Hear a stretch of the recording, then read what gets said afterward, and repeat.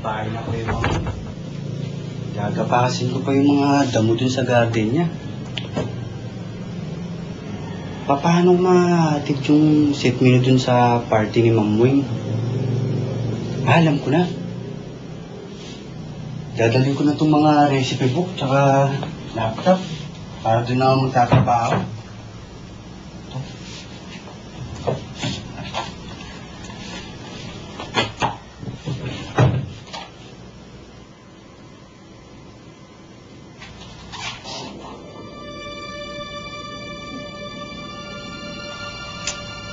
Kaya pala familiar tong lalaking to sa akin.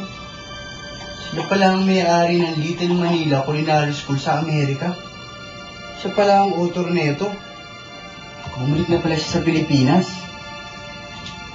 Boyfriend ni Miss Plaza tong si Edward. Malaki ang chance na mamit ko siya in person. At baka makarequest pa ako na bigyan niya ako ng scholarship sa eskwelahan na yun. Tignan mo nga naman. Meron din palang may dudulot na mabuti itong pagkakakilala namin ni Miss Bagsi. Ayos. I'm planning to put up a small branch of Little Manila Culinary School. Alam ko, many Filipinos want to be successful restaurateurs. Maraming magaling Pinoys. They lack knowledge on handling restaurant business. Mahal yung iniisip mo. If they have money, walang problema. Kaso, karamihan hindi afford.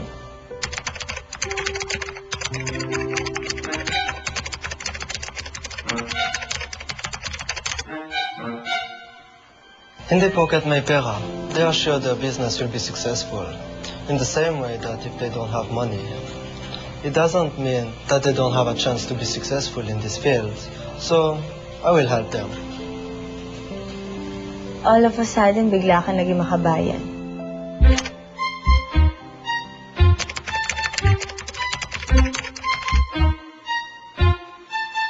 In a way, yes. Mom wants to hire Pinoys who are really good at cooking. Para sa Philippines restaurant namin sa US. We want to cater to native Pinoy's taste abroad.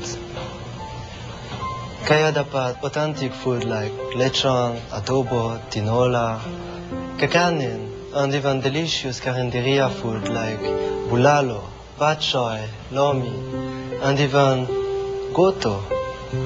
Madaling turuan ang kahit na sino. Kahit Amerikano, mabilis turuan.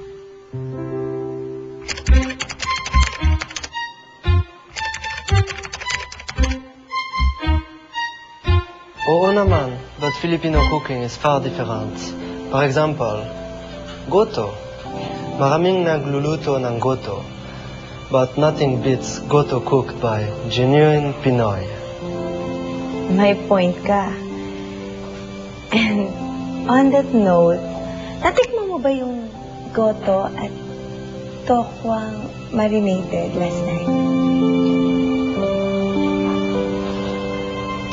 Anak ng Tokwa, Bebe, nakapasa ka sa exchange scholarship grant sa Amerika? Ang galing mo naman. Saya mo parang wala tayong problema. Ay, oo nga no.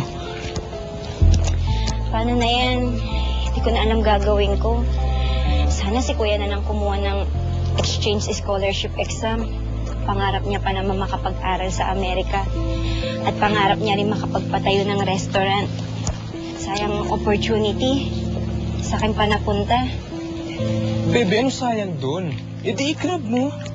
Kung makapagsalita ka, parang ganun kadali Asang-asa nga si nanay na makakapag-aral ako sa Amerika.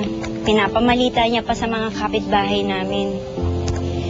Hindi ko alam kung paano ko sasabihin sa kanila yung kalagayan ko. Natatakot ako. Bebe, huwag kang mag-alala, okay? Kasi may naisip akong paraan Ikaw?